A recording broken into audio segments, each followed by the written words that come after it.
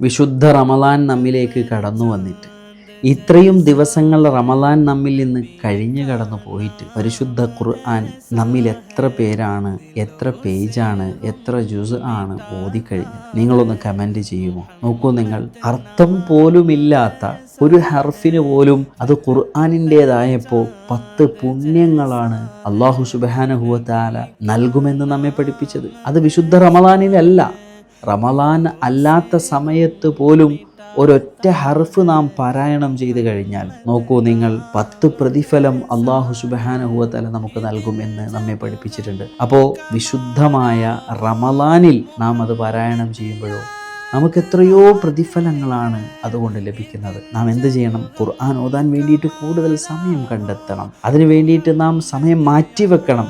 ഖുർആനുമായി ഒരു അഭേദ്യമായ ബന്ധം നമ്മൾ സ്ഥാപിച്ചെടുക്കണം.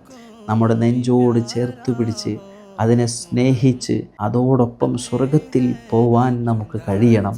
അല്ലാഹു സുബ്ഹാനഹു വ തആല നമുക്കതിനുള്ള തൗഫീഖ് നൽകി അനുഗ്രഹിക്കട്ടെ. അസ്സലാമു അലൈക്കും.